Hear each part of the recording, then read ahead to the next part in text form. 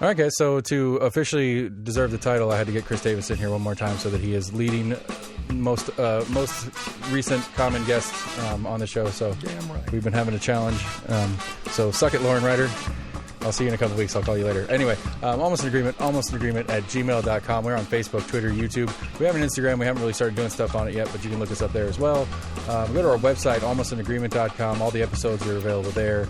Or you can go to your favorite podcast provider to get us there too. While you're at any of these places, please like, share, friend, review, retweet, follow, subscribe, whatever the thing is that helps you get all the new shows as soon as we put them out, as well as it makes it more visible to other people. So, like I said, we got Chris Davis in today. We're going to go a tiny bit over the city election stuff that happened a month or so ago, but then we're going to get real serious about the ridiculousness that is the 22 election coming up, and we'll go from there. So, Chris Davis, everybody, we're going to get started right about meow.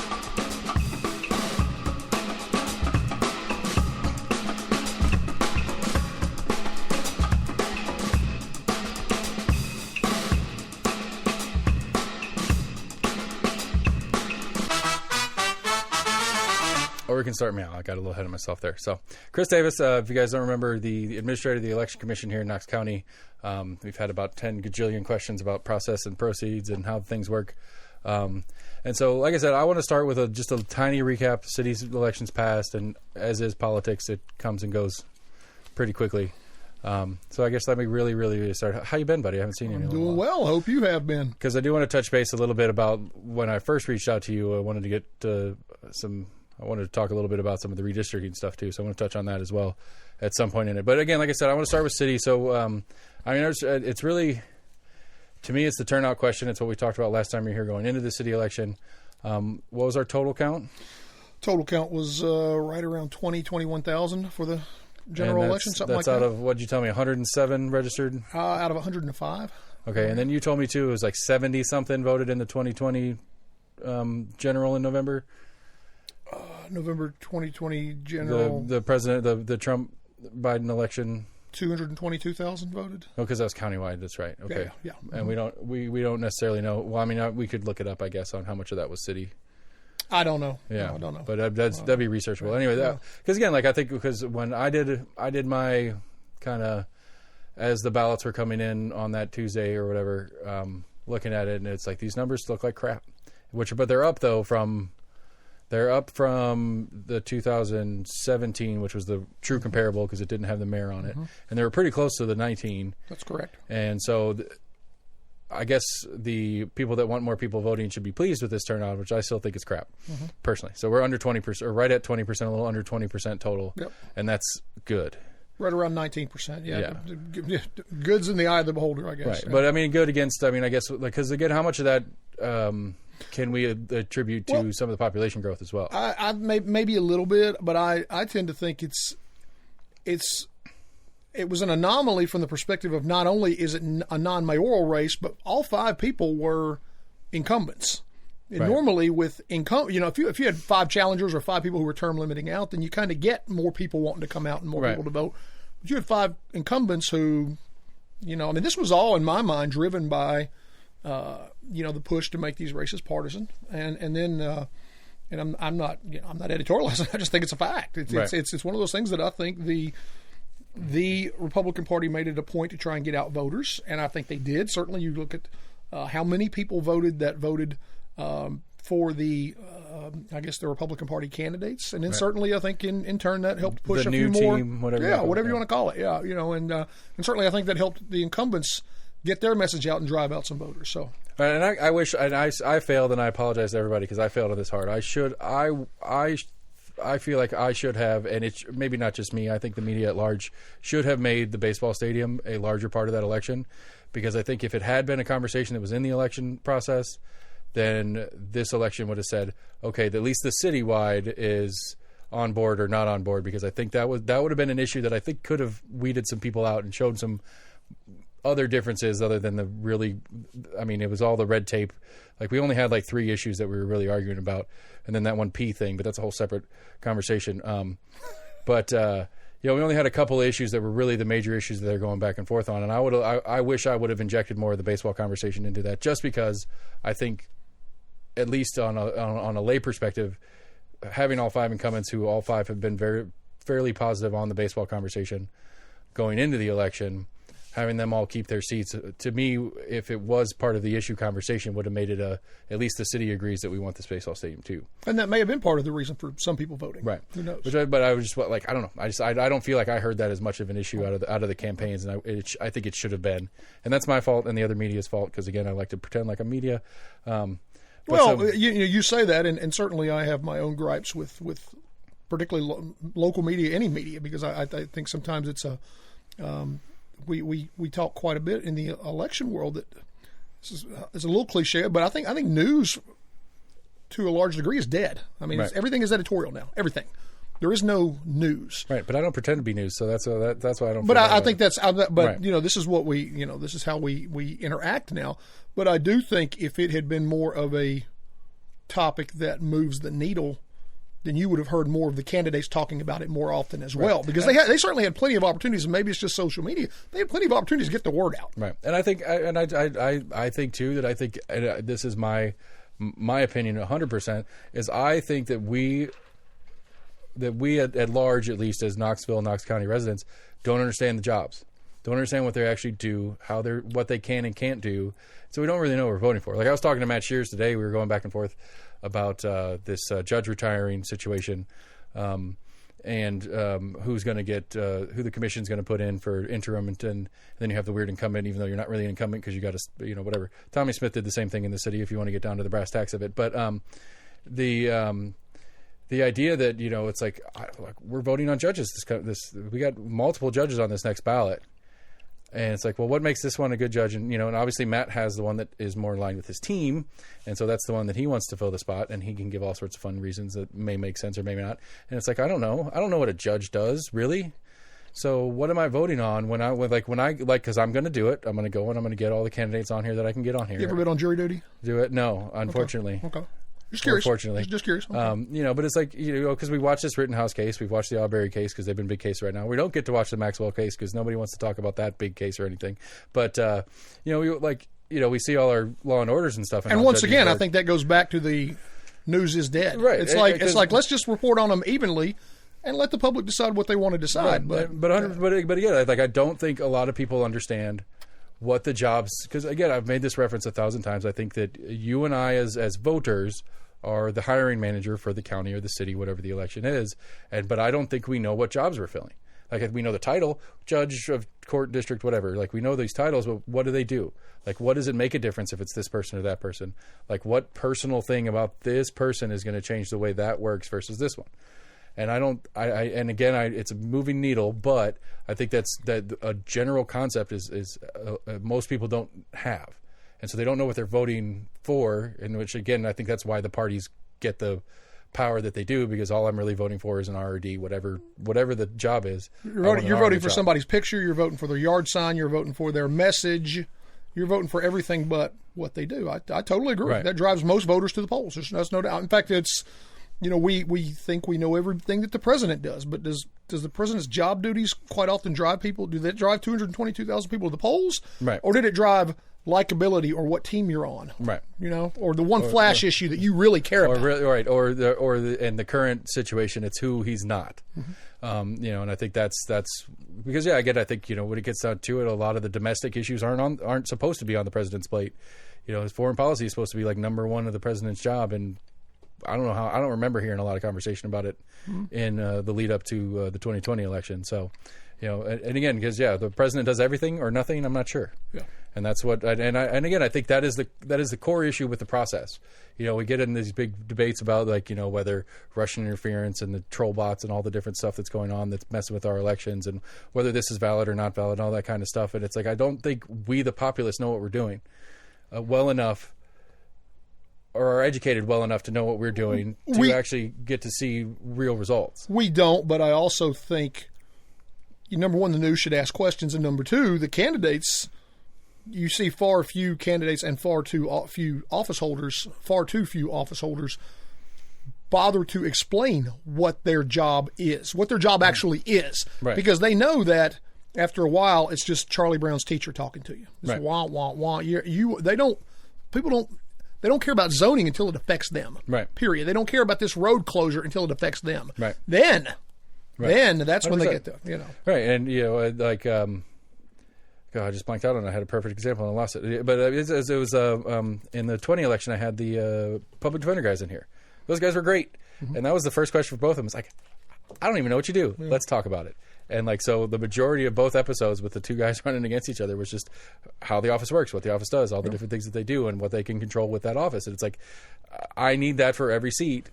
And then I can start picking apart, does candidate A or B fill in this gap, or do they have this, would they push this item this way or that way, and which one do I think is more useful to the county or the whatever as a whole? And I think that's the value of your podcast, and I'm certainly not on here to promote you, but on the flip side, whatever. Because I talk about you a lot. Yeah, whatever. Yeah, you do talk about me a lot, and so mostly flattering, but sometimes not. But that's not the point. The point is, your podcast is the type of thing that more citizens need to seek out, and if they did that, you could argue, is it chicken or egg? Right. Is it the fact that if more people listen to you, then would there be copycats? Would there be, because I struggle as someone who reads 10 blogs daily and listens to any radio I can get my hands on or podcast to talk about local stuff. Right. And I struggle to find the basics of what you're talking about. At it. Like outside, like when we go to the big show. But you make the effort. You make the effort to do it, which 90% don't. Right. But I mean, that's the sad part is I have 4 guys and we come and sit here in the room, and half of that show, if we have any local part of it, is me explaining it to them. Exactly. I've noticed that. But even and Sam or whoever they are, they're like, well, I don't know where I vote. What do you do live in the city? Right. I'm mad at Sam about that. He didn't vote after all the I pulled his name out. It could have been one of the others. Right. Like, because Sam and AC are city, and Max and I are not. Okay. And so there was a whole conversation about that. And actually, AC's weird because he's still registered at his parents' house. So he's registered over in, I guess it would be City District 1. But he lives out here in what would be he lives in the city anyway here, but he would be District 2 out here. So he lives here. So you're telling me that he's a voter, but he's registered somewhere else. We probably need to get him registered if he's listening. Is that a thing? At his actual residence? Yes, that is a huge problem. Yes. Okay. Yeah, getting because your ballot is based on your residence. Well, see, but to defend him a tiny bit is that it's at least in this past election, he didn't vote either. But it's a city race, and so when it got to the general, he was voting for all districts anyway. So it wasn't like it would matter if he voted at his parents' house or out. Well, technically, it's voter fraud, so it's a good thing. I don't know AC because as a sworn election official, I'd have to, turn him over and all that stuff. It's always been my fear on this show is that I'm going to get myself or somebody in trouble on. Thankfully, I don't know AC. Tell AC to get registered wherever he lives, and we'll be good. Okay, I see again. I mean, that's a little tidbit I didn't know. And a funny thing about that, Seth, while I'm sitting here thinking about it is. I tell people this all the time in talks when I get people, particularly last year, screaming at me about voter fraud. And they think voter fraud is one of two things. Either A, I'm impersonating Seth Barber, right. or you're impersonating, Chris Davis or whoever, or B, there's tons of illegals running around and we're letting them vote like crazy.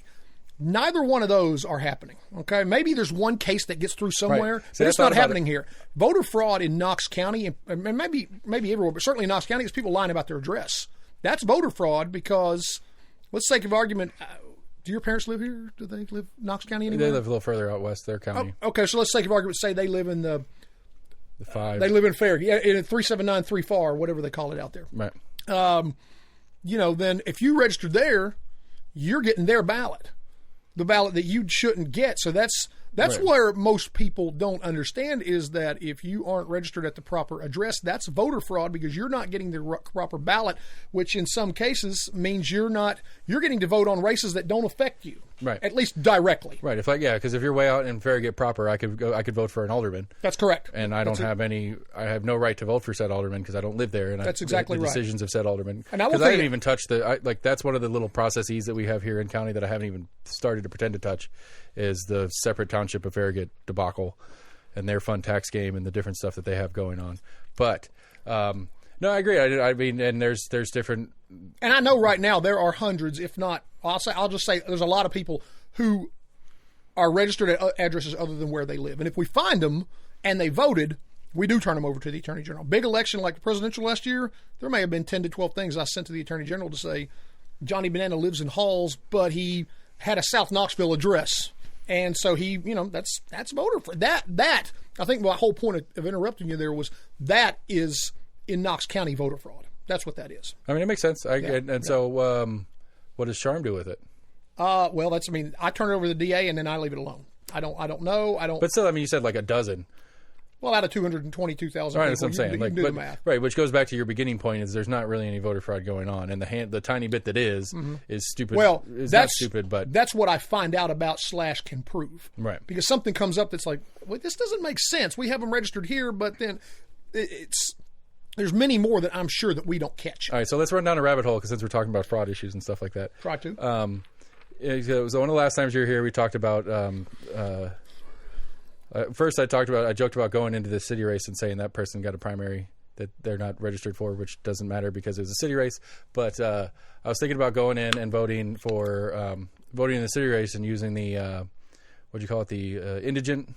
Affidavit of indigency. Right. Basically, you'd go in to vote and you don't have a photo ID, and you either A, can't afford it, B, say you can't afford it, C, you have a religious objection to being photographed, something like that. You fill out that piece of paper and you vote like everybody else without showing a photo ID. All right, but I'm saying I don't, as you know, and as a sworn officer of elections, if I were to do that, what happens to me? Because I'm obviously if not I a can city prove resident. if I can prove it, I turn it over to the DA. And then all right, fine, and then whatever the DA does is whatever the DA does. So. And then whichever one of her prosecutors that now becomes this judge gets to oversee it and all that kind of weirdness inside. Anyway, sorry, inside joke. We'll get into that later, people. It's an inside joke for me. It's not even Chris isn't even part of the joke. I'm not a part of the joke. I'm rambling on about. Although I know what you're talking complexity. about. So, gotcha. And so. Okay, so the moral of that whole story was register wherever. Don't lie about your address. That's the whole moral of the story, and I need to at least get that out because I was thinking about driving over here, Seth. I'm gonna steal your conversation for a second. Good. How many people now? Do you have any measurables or metrics of how many downloads you have or YouTube views you have or anything like that? Because I'll be honest with you, I listen to every single one, and it's kind of. Just to be blunt, it's pissed me off that you haven't really had a whole lot going on for like 3 weeks, and it's like, damn it, because I need something to listen to and drive to and walk to and all of that. I was really disappointed in myself for not having at least a standard show last week. Well, and then it's the first time I'm thinking, okay, I'm gonna get a new one for 3 weeks, and it's me. It's like, damn, can we not have somebody interesting? Well, we're doing another one tonight, so you'll have you'll have you can listen to yourself later today, and then Sunday on the regular release. Okay. The regular Sunday release will be back, and we should be back to normal. Holidays mess with stuff. Who's coming on tonight, or can I ask? It's just it's gonna be me, Sam, and Max. Okay. AC's at work, so he's not gonna be able to make it tonight. Gotcha. And we normally record on Saturday nights, but then I have the parade tomorrow, and so I don't want to try to get the parade, get the kids settled, do all that stuff, start breaking down that float, and then try to get to a show. Gotcha. So anyway, I didn't mean to hide you. I'm just you have an audience now, do you not? Of some kind? Yeah, I don't know. Like we've talked about, like I have. There's different metrics that I can see. I can go directly to Apple and see what Apple says, but they're real weird because they're months behind. Like you don't get Apple until like if I went right now and looked at Apple, we might have some October numbers, but it's not that high, which is weird because I know. Like like Apple will say that I have 0 downloads on a certain episode that I know I listen to on Apple, and so I don't quite understand how some of the metrics work. Gotcha. Like my actual provider will give me numbers, but I think it counts Apple taking it as one, and then everybody that listens on Apple are part of that one. They're not separate ones. So I really don't know. We joke. I think we jokingly say on the show we have at least 7 now. Regular listeners, but no, I know we have more than that because the main thing I could see is like if I look at there's a spike when somebody subscribes because then they get all the episodes downloaded, and we've got 160 or 150 or whatever now, and so like if all of a sudden out of the blue there's this big spike, that's a new subscriber.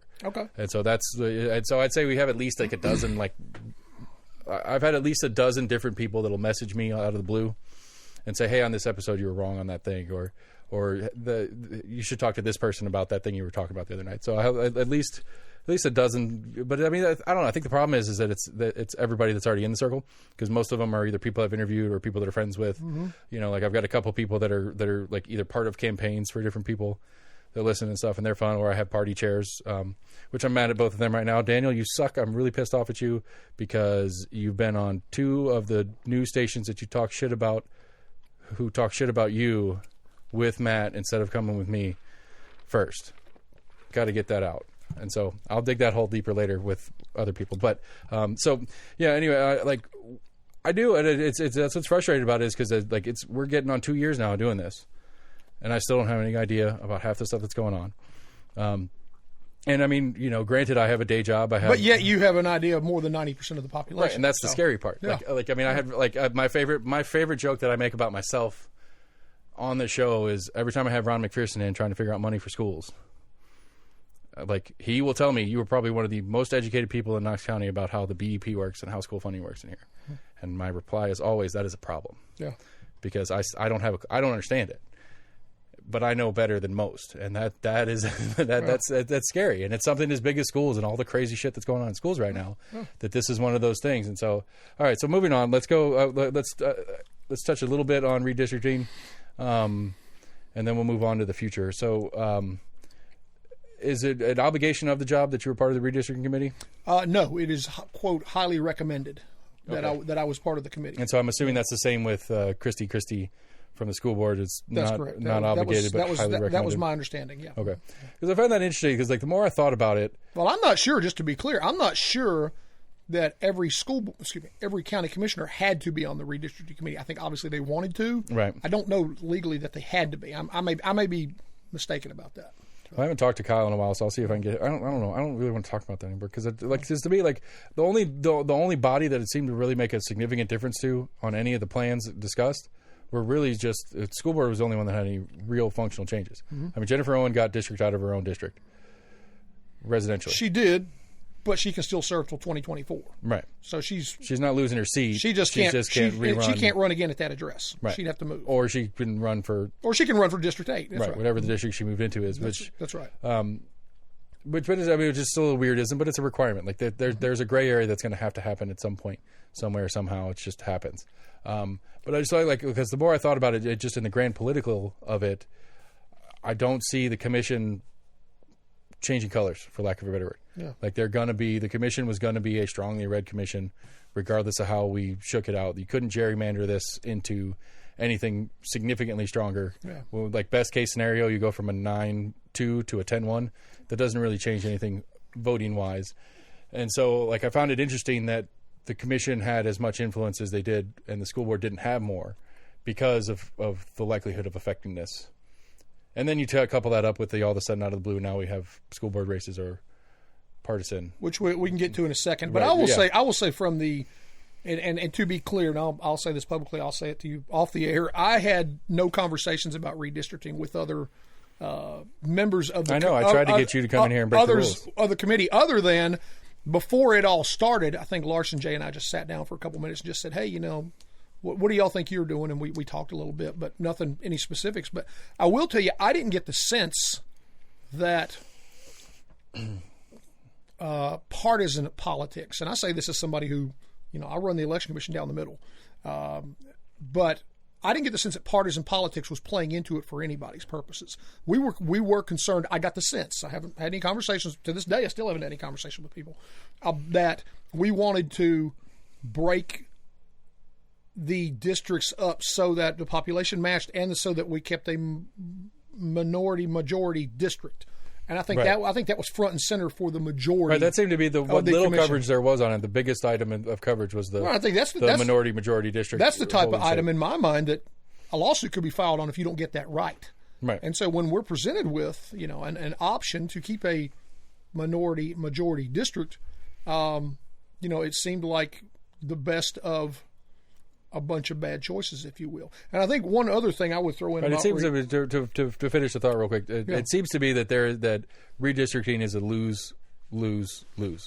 Like I don't see anybody that's going to be excited. Like maybe not a lose, but there's no win to it. There may be it's apathy or I'm pissed. It's a byproduct of the fact that the county is growing. Right. That's exactly what this is. And right, it's either I don't care or I'm mad I got redistricted. Well, that's exactly right. It's never, right. Oh, yay, I'm excited I'm now in District 2. That's exactly right. And a lot of people will get upset, but it really means nothing to them because none of their representation will change. Right. Some will, to be fair, but some won't.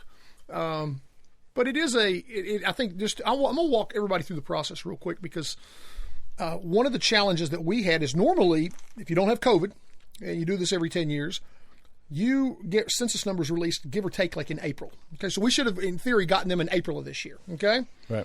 Then, I'm sure as a committee, we would have looked at them and said, oh, no, we don't like the way these things break up. Hey, Mr. Administrator of Elections, can you break up some precincts for us? Break some of these large precincts into two smaller precincts so it's easier to move things around. we would have said, yeah. So I'd take some recommendations I'd talk to Knox Planning, take some recommendations from them to the Election Commission. The Election Commission would approve breaking up some precincts, and it would have been an easier process to break up some precincts and make it a little more palatable. Okay, so as big a chunks aren't moving from A to B. Bingo. But with the fact that we didn't get that data until September, I think, right, the census data, we were already in the middle of a city election, and I flat out told the Redistricting Committee, I'm not going to recommend any changes to any precincts while an election cycle's going on, right, because we do have city voters in county precincts. You're familiar with finger annexation, right? And so that, I think, forced the Redistricting Committee into some more difficult situations. Big border precincts that that could have been split up. That could have been smaller. Right. Okay. But for COVID and the fact the data was 6 months later than and I think realistically, there. I think if the census had been a year later, the numbers would be even bigger. Oh, I think you're exactly right. They would I think Knoxville is well past. What was the? And I think you'll see that reflected next year, in particular, in new voter registration numbers, because even now we're right around 297, 298. We still have to do some list maintenance where we will put some people inactive because they've not. We think their address has changed, so we'll place them inactive. They can still vote, but they have to verify their address before they do. But even if we drop down to say 287, 288. 2 years ago, an even numbered year, we registered over 40,000 new people. How many are we going to register in 22? Right. People are interested in governor and U.S. House and mayor and sheriff.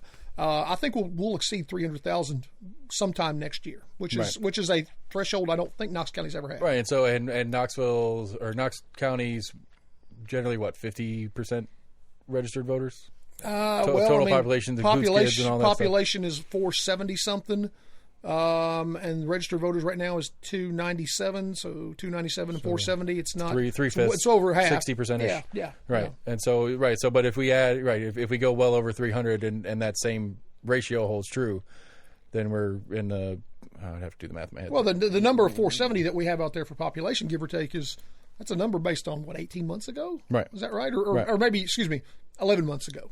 And I still think, anecdotally, I hear people moving in all the time. Right, and that's that's on your voter registration. The census would have been 18, 19, 20 months ago. Yeah. I mean, it would have been even before that because when they start sending they send the door-to-door people out over the summer. That's right, and I don't remember if it was delayed by COVID or not, but it would have been easily a year plus ago. Right. Yeah.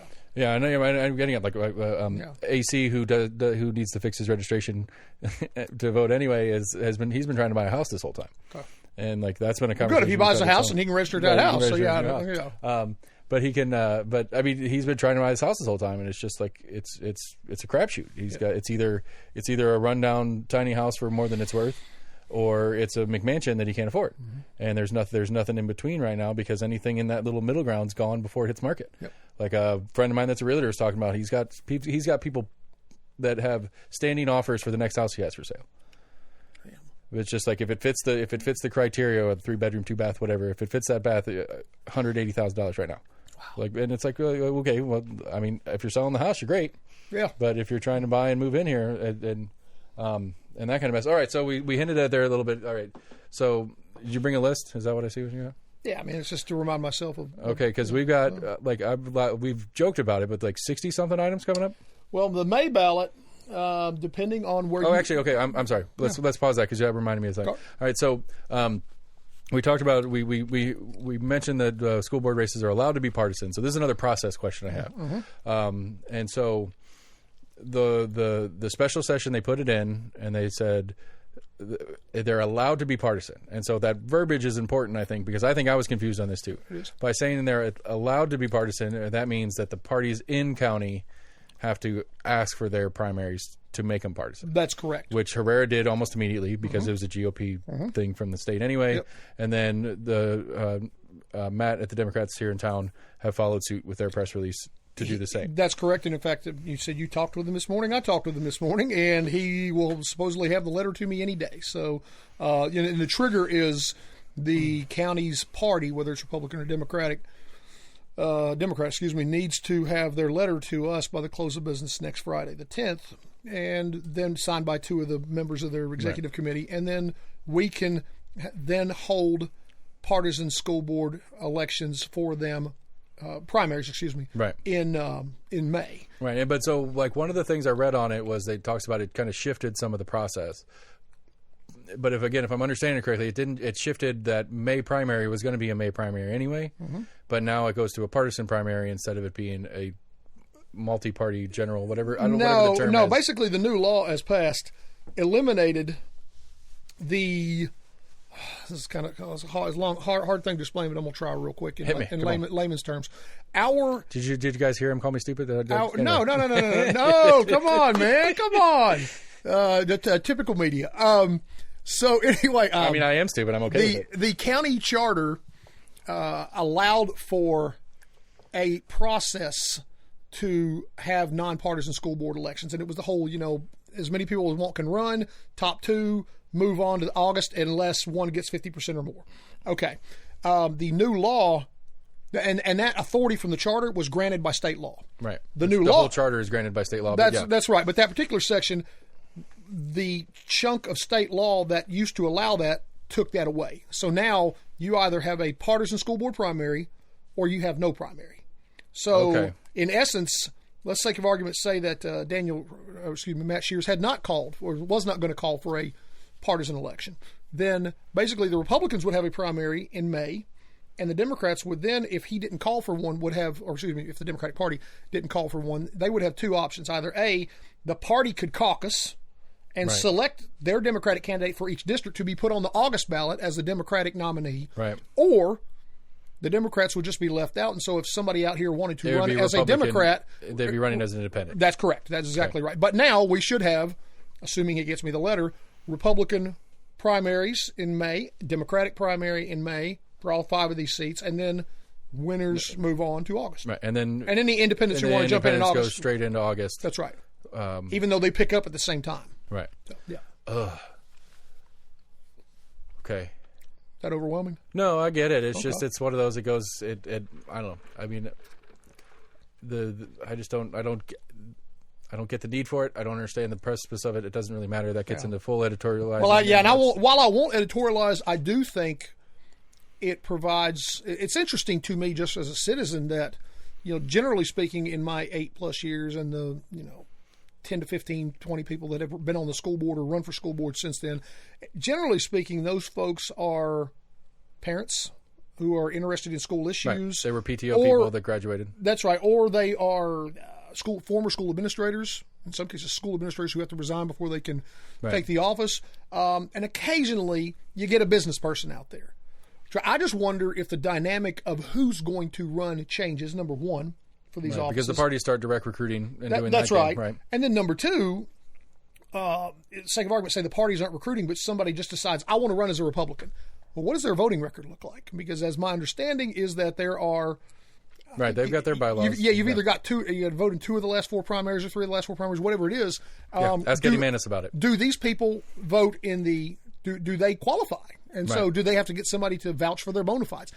I don't know those answers. I just think it's going to be interesting to see. I've got a copy of the party bylaws. I read them at some point, but I focus on the stuff I've got to do. But I just think it's an interesting dynamic of, I wonder if this maybe pushes out the PTA mom who really thought, well, when my kids graduate, I'm going to run for the school board. I'm curious about that. And I'm not editorializing, but I am curious about that. I think it's an interesting aspect as well, because it's going to change. It changes a lot of dynamics in that, okay, well, again, I use Eddie Manis as a reference because that was such a unique situation that we had at his election. If an Eddie Manis type that doesn't quite have the bona fide and you have all the weirdness, and now that person's running as independent, and then we have this whole debacle of the Republican Party doesn't like that independent running, and then I'm curious about this as it goes on, because I think it may open up for some interesting dynamics because of those qualifications that the parties require for you to run under those tickets, and then we go back to the beginning of the conversation where this is stuff that we don't understand, and we know we don't understand, so we take the lazy way out and vote R or D. Which I guess I've become the other one. I'll just vote independent regardless. Because now I will say I'm not going to support the parties. From an election administration perspective, strictly, I need to be clear here because I'm trying not to editorialize on anything other than elections. But from an election administrative perspective, the idea of partisan school board primaries appeals to me because that's one less ballot I have to deal with. I don't have to deal with independent ballots now in May. He calls me stupid. I'm going to call him lazy. So that's the same thing. Yeah. You just be as lazy as possible on the job. When you've been on the show a lot, that happens. You feel like your brothers.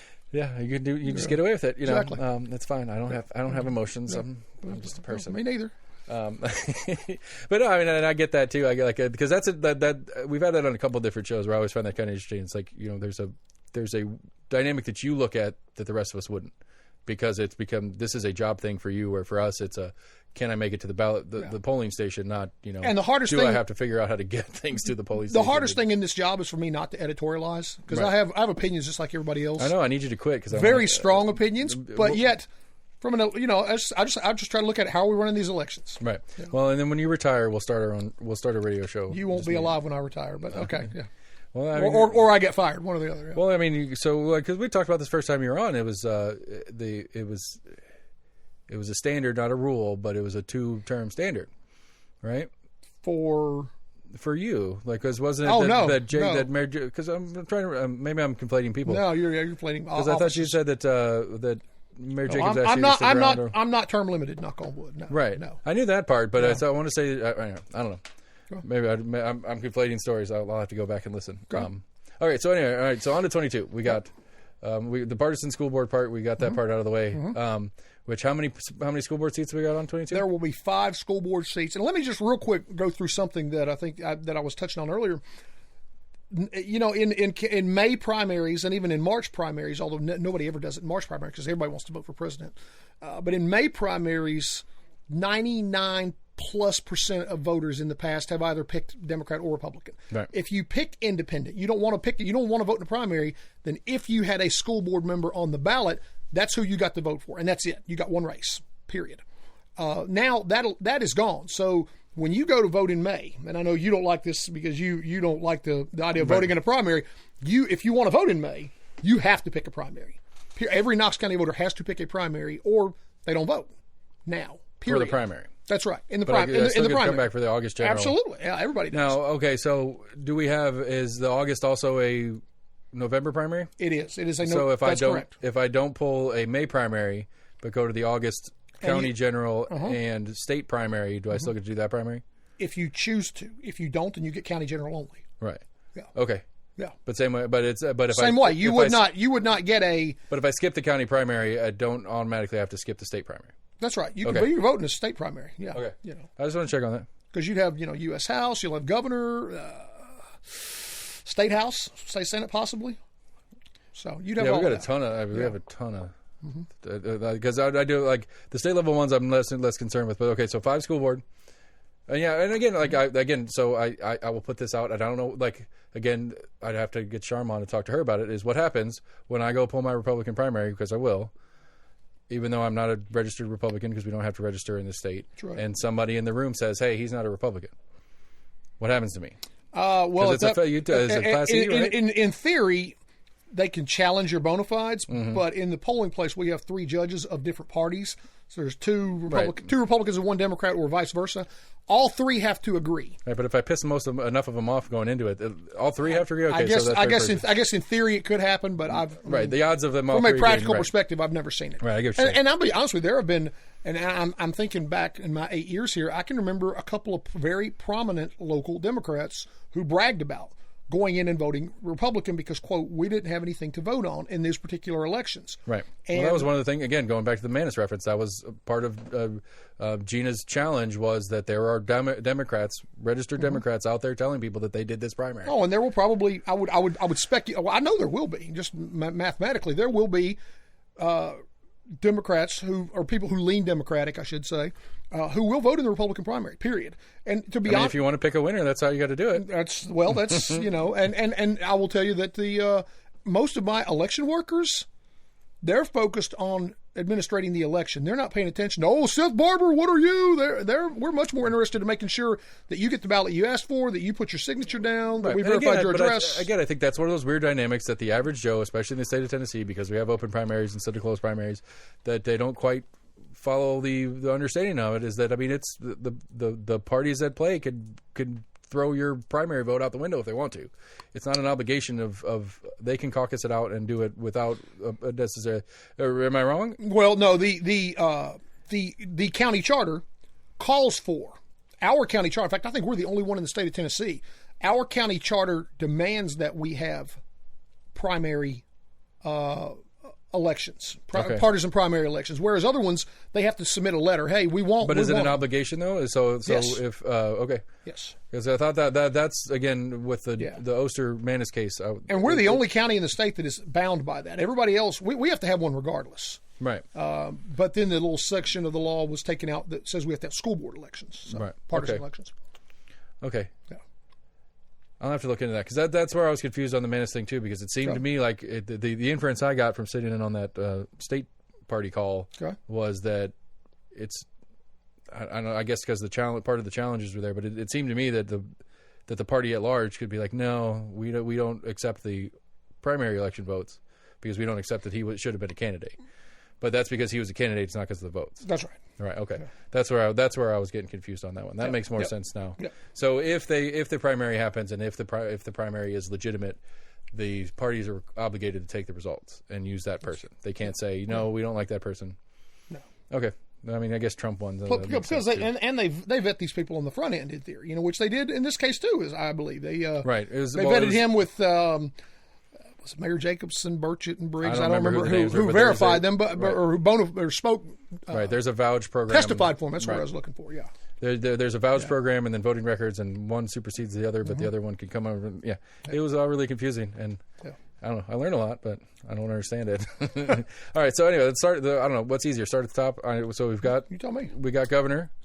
That's in August, but Right. Yeah. So you want to go May? You want to go August? I don't care. Let's go chronologically. That makes more sense. May primaries of.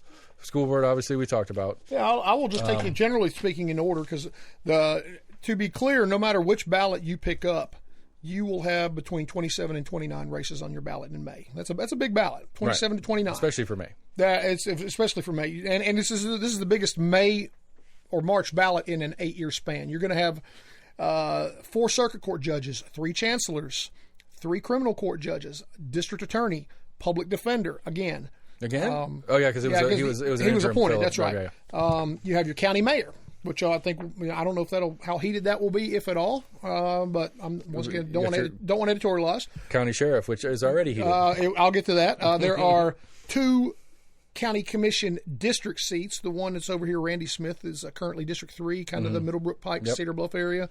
And then District 7 is up in basically Halls Powell, which I believe is Bustler.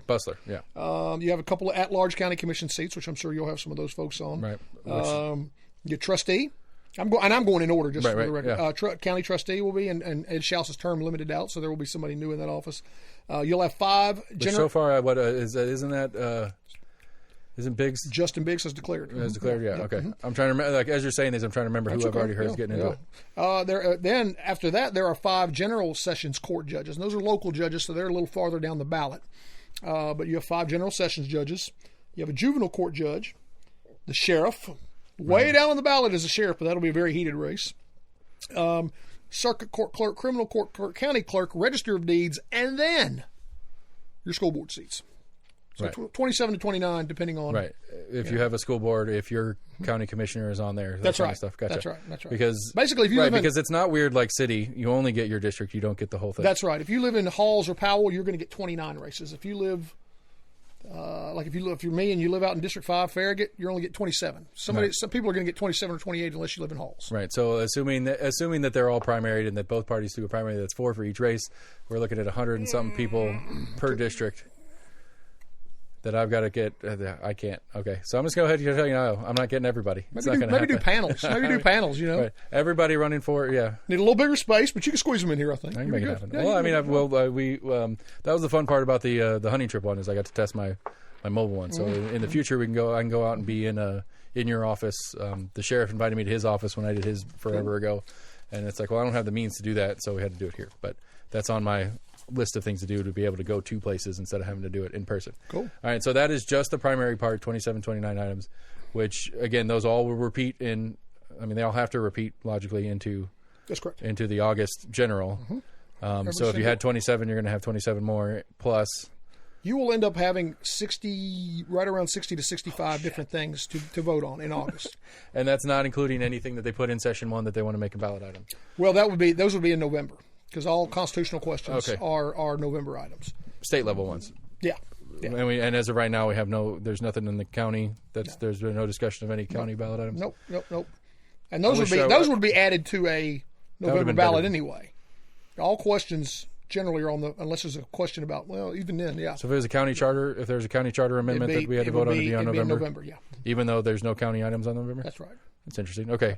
Because again, that's another one. I wish the baseball project, at least maybe not as a these are the technical terms that are used, not as a requirement to do so, but at least as a general poll for the public. I wish the baseball project would have been on that city race, just to see, let the city. I mean, everybody's out voting anyway. Yeah. Well, 20,000 of them at least. We could see what 20,000 people of almost 200,000 people think about it. But I would like to see more ballot items. What would they vote on? Because city's only part of it, right? Then you got county as well, right. And But again, that's more as an official poll versus a city mandate from the public. Gotcha. I would like to see more of those kind of things. But apparently, we might see one of those on the state part. Apparently, there's a pot question that's on that at least has been discussed to be a ballot item. I haven't looked that far ahead, but I'll take your word for it. Okay. Yeah, I'm not. It's stupid anyway. Go ahead. Continue. That's basically May's ballot. That's May ballot. In a nutshell. So all of those, and then August we'll add in the primaries for... August, you'll add in primaries for governor. U.S. House. Thankfully, there was no U.S. Senate this year. So one thing that's not on this ballot. 2 of your 3 state Senate districts are on the ballot. District 5, District 7. Do you know who your state senator is? Is that Massey or Briggs? Okay, so you won't get to vote on that. All 7 state House districts. Because they're every 2 years no matter what. That's right. And of course, I say this assuming... the House and Senate have not done their redistricting yet. So in theory, right, there could be one fewer or one more House district. I don't think there will be. But the composition of these districts will change to some degree. Right. In addition to that, I'm pretty solidly in 6, so I don't think I'm worried about having to vote in that one personally. You will then get to, if you pull either ballot, you will get to vote for 2 state executive committee people for the Republican or Democratic committee, which you get to do once every 4 years. Then you have all of the crap that we talked about earlier, plus if you live in Farragut, you get a mayor, you get 2 aldermen. Okay. A mayor and 1 alderman, depending on where you live. Right. And then on top of all of that, you're going to have every 8-year retention questions, basically yes or no, do we wish to keep this judge for your Court of Appeals, Court of Criminal Appeals, and Tennessee Supreme Court. And there's 20 some of those, which gets you to that 60 number. Sweet. So, yeah. And it's literally just a yes or no on a person. They're all a jobs one. It's not a it's just a yes or no. Do you choose to keep this judge? Yes or no? And all right. So to be an asshole about it, is it worded as clearly as that? No. It says something like shall Seth Barber be retained as a judge for the Tennessee Court of Appeals Eastern District? Okay. Yes, no. Right, because that's all that's one of my complaints in history is that especially the law director question? Some of the questions are very convoluted. This is a one sentence. Okay. This is one sentence. That's what I was getting at, because that law director one was a mess. Yeah. Because we talked about it, I think we talked about it at length on the show, and I think Sam still did it wrong. Yeah. And of course, and then you get to the November ballot. It's extremely short. You basically just got governor, U.S. House, maybe a state Senate, state House for sure. So you got 3 or 4. Right. Plus some constitutional questions. We know there will be at least 3. Okay. Maybe as many as 5. And then... What do we know that's already going to be on there? I couldn't tell you what they are. You go to the state's website, State Election Commission, they've got 3 questions and possibly even 2 more that had to have and I'm going off memory here, so I may be wrong, but they had to have a 2/3 approval of the... I know Massey was working on one. Yeah, that's right. State House, State Senate had to give 2/3 vote to have it put on the ballot, and then I don't remember what they were. Right, it's the state. If it's the Massey one, it's the in case of not death, but it's something about the governor. If the governor's incapacitated for a period of time, okay. Because right now in this Constitution, there's no provision for it. Either the governor exists or he doesn't. Oh. And so if the governor gets hurt but not dies, there's no play on there's no constitutional play. And so basically it's to fill that gap, to be like, well, the lieutenant governor will step in until it is determined that the original governor is capable or needs to be removed or whatever, something like that. I know that I don't know. Yeah, I think that's on this one. I think that's what she's waiting. So that one's on there. So it'll be basically what you would assume would happen anyway. This puts it in writing on that one. But we'll break it down when we figure out what the are. I'll find the right person to ask to explain it to me. Well, properly. I mean, I'll read them at some point, but frankly, I'm focused on May right now. So. Right. No, I understand that. No, because I think some of those weird ones that they get down there get worded really weird and get really confusing. Because they do. I mean, Becky Massey came on the show and she explained to me exactly how a state amendment works to the state constitution, and she was like, we have to. It has to. I think it's a 2/3 majority in the first reading, a simple majority in the first reading, a 2/3 majority in the second, and then on the next gubernatorial ballot, will be on the ballot, and then if it passes from the public one, and that's right. And these questions have been actually formulated for a couple years, but they have to be on a gubernatorial ballot, like you said. Yeah. And so it's all that little timing thing, because that's one of the ones. Another different pot one that I'm pissed off about, because there's somebody trying to make it constitutionally illegal in the state of Tennessee, which would then make it this long, because a couple of years long process. You got to have at least 2 sessions, so that's 2 years. And then if the 2 sessions don't line up with the gubernatorial race, you could be a couple more years on the other side. So if this guy gets this thing through, it's going to be a mess for us to go legal. Even, and I think what it was worded as is even if it goes legal federally, is the way it's trying to word it, is that it'll always be illegal in the state of Tennessee and all this. But anyway, I don't know why I'm a pot advocate. I don't like it, but I always, it's because I'm, anyway, not important. So 67-ish. 60 to 65. I haven't done the exact number. All right, and the exact number is still unknown because, and I don't know why, I'd have to ask the state, but there may be 1 or 2 of the appeals judges that aren't on there for some reason. I don't know why. Right, and then it depends on districting on exactly how many you're getting. Exactly. Yeah. So what is I mean, anybody can go look this up real quick, but you probably know off the top of your head. What is the date in May? May 3rd. And what is the date in August? August 4th. Let me be clear about August, which is a little bit of a caveat in state law that people complain about, and I don't blame them, but it's state law. The August even-numbered year election is the only one that's not on a Tuesday. It's always on a Thursday, first Thursday in August. People complain about that. Just go ahead, and we're going to make it a county holiday. Yeah, fine. We got to figure out something. Not for me. So right, thanks. Not for me either. I won't get the day off, but just go ahead and just as en masse, let's all ask off. Let's just request that day off now, and then we can all go out and vote and party or something. I don't know. I mean, this. Or you could come be an election worker. Yeah, if you wanted to do that. You pay good money for volunteering, which I always find an interesting clash in terms there. Yeah. It's like $100 a day, $150 a day. My and you get pizza. My poll workers make, I want to say, $150 plus all their training fees. They make right around $200, something like that. That's my poll workers, and then my officers, the people in charge of the polling place, they make about $300 for one day. Well, it's not one day. They got to do some 1 day plus a couple of nights worth of training, a couple hours. Yeah. Huh. I should do it for content, but I'm not going to do it. I don't want to do it. But it's too bad, man. Come on, we could use somebody like yourself. But okay, I'd probably not. I'd be figuring out how to make it more complicated. Would you? Okay, I'd maybe pulling out like, hey, that guy's not a Democrat. Okay, and then we'll have the debacle. And you just make sure all your friends are registered at the right address, and we'll be good. Okay? All right. So again, I mean, that's an interesting little tidbit to know that. I mean, it makes 100% sense. Like it wasn't a shocking revelation, but the idea that especially with AC's case being a local.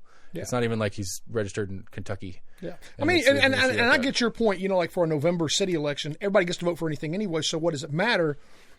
Right. But number one, it's the law. But number two, for the primary election or for like next year, District 3, District 7, all the school board races, why should you get to vote on some of them where you don't live? Out here, it's District 18 in State House, where he's registered, it's District 13, whatever Johnson is. 13? 13. Yeah. Yep. So, I mean, in as small an area as Knoxville is, we have like 7 different House reps that run that's right. Seven House districts. That's right. Yeah, and so and that's a completely different whatever. And one more thing, it just reminded me of that because we busted somebody a couple years ago for this.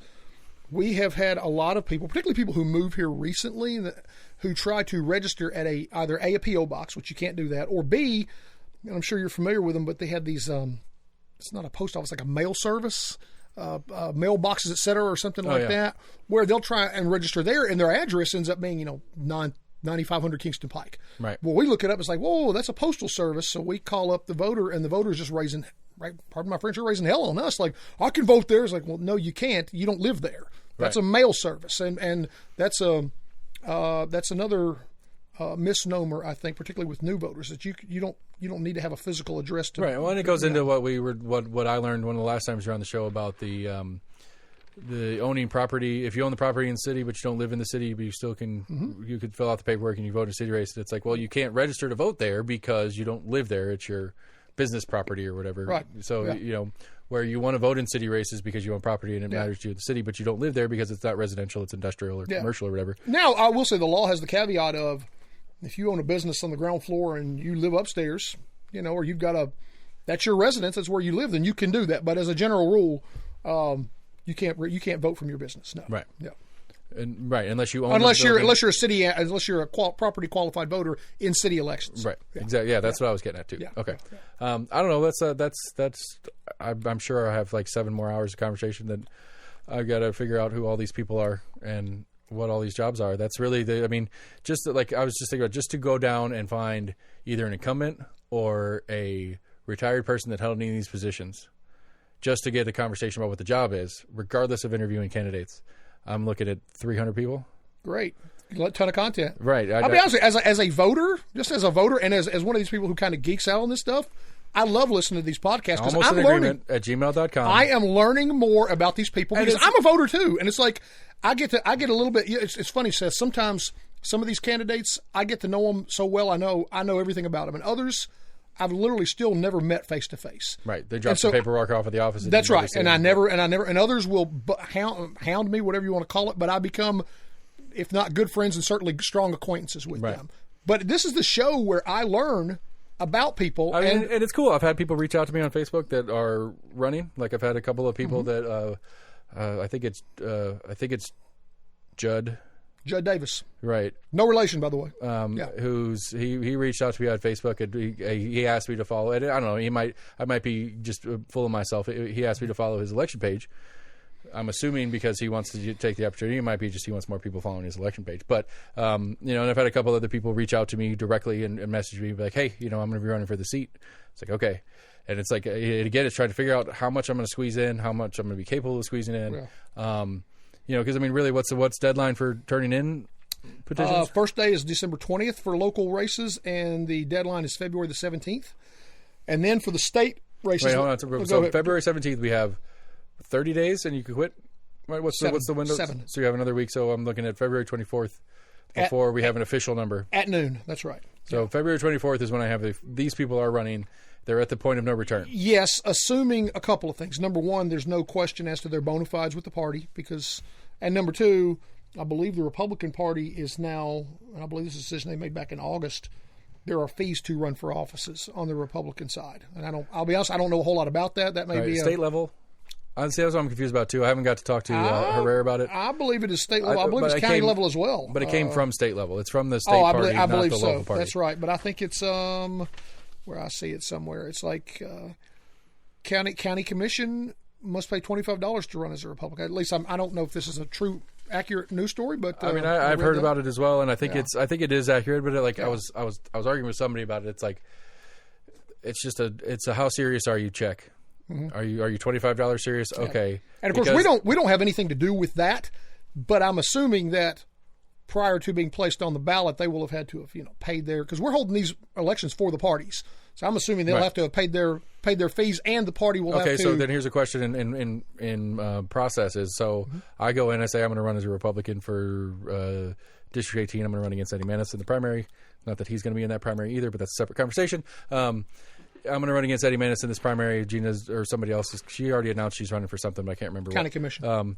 And so anyway, I'm going to run against Eddie and somebody else in this primary, and I don't pay them my fee. They're going to you submit a report to them, or they come and ask for a report? No, because we don't handle the fees. That's between them and the party. I assume, because we've never done this before, that the party will send us something saying all of these people are bona fide and all of their. Right, so, but they, I guess, regardless of the fee thing, at some point, they check in with the names of people like me who registered and said I want to be a Republican. And then they can check on, and if they say no, he's not a Republican. That's my understanding. Do I get bumped as a candidate, or do I still get to run with the R? That I don't know. That's a party question. So nothing's. And I will know at some point. I don't know now. So it's never happened before? No. Okay. Because that would be at least I've never gotten anything. Because again, if I go out and get my petition and I get the signatures required to run, and I say I want to run as a Republican, and the Republicans say no, you're not a Republican. I still got my petition. I still have the legal right to run for this seat because I did all the process. That's true, but I would think you would have, because you're running on the Republican ticket, I would think you'd then have to run as an independent. Right. I agree with that. Yeah, I'm saying, but whether I would be automatically kicked into independent or whatever, but that's party business. All right, fine. Herrera, you got to get on the show. I got some questions for you. Or Brian, you can come on the show too. I've been trying to get Hornbeck to come on the show. Okay. He's, at least as a historical reference, he's been around forever and been following. And he has a podcast as well, just as a FYI. Right. I'm not going to advertise his on yours, but still. Go out and listen to him. I don't mind. He's a shorter format podcast.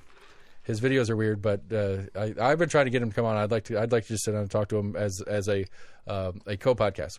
We'll record it once. He's very knowledgeable. It's like we'll record it once. You take a copy, put it on your show. I'll put it on my platform, and then we'll let people. A little cross marketing. I like that. Let more people hear us and see if they because I mean he obviously has an angle. I mean he is a Republican. He's on the state committee now.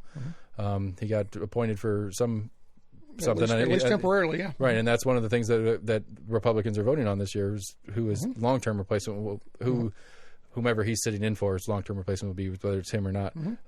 Which Randy Pace ran for that too, and he was mad that he didn't get it. But whatever. I got to get Randy back too. I haven't talked to Randy in a while. He's fun. I love Randy. Randy's a good guy. So anyway, I don't know. That's that. I'm scared to death of 22 now. This is You're so not much, half as scared as I am, Seth. This is I promise so much stuff. I promise you. All right. Well, So if you're running almost in agreement at gmail.com, send me an email, and I'll start compiling it, and I'll start seeing what I can figure out schedule-wise, because I'm going to get as many as I can. And I really think I'm going to try to go with the list that you just gave, and I'm going to try to start reaching out to the formers that I can find and have a little conversation about the job before I have conversations with the candidates themselves.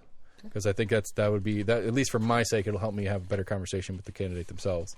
Because one of the things I've learned recently is that as the judges can't talk about legal stuff and how you can't say, how would you rule on a blah, blah, blah, blah, blah. They can't answer those questions because they have rules and ethics that they have to go by when they campaign. Right. And which I can get behind the premise of it, but at the same time, it's like, well, what am I voting on if you can't tell me what you would do in the situation? Well, it's like when a commissioner comes on the show and I say, hey, if they present to you this baseball park project and they're going to spend X number of dollars of our tax money, how do you think you would handle that situation? I feel like that's a legitimate question, but I can't ask a judge if you're sitting in front of whatever and you can't do this, that, the other. But well, I'm sorry, I can't answer that. Yeah.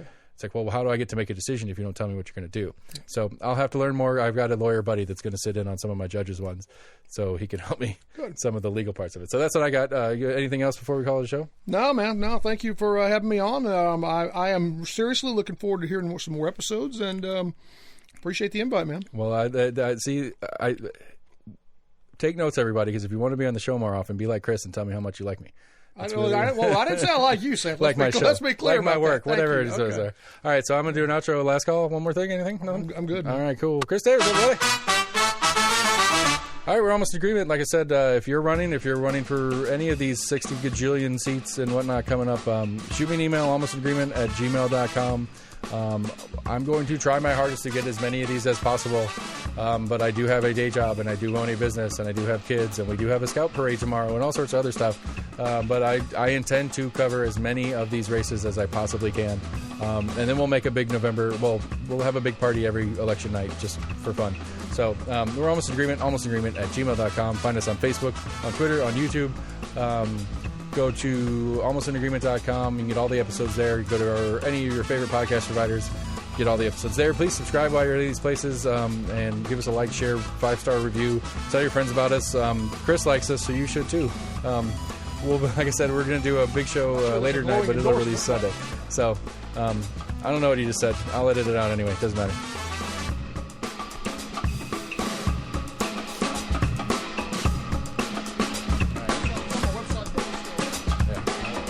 Just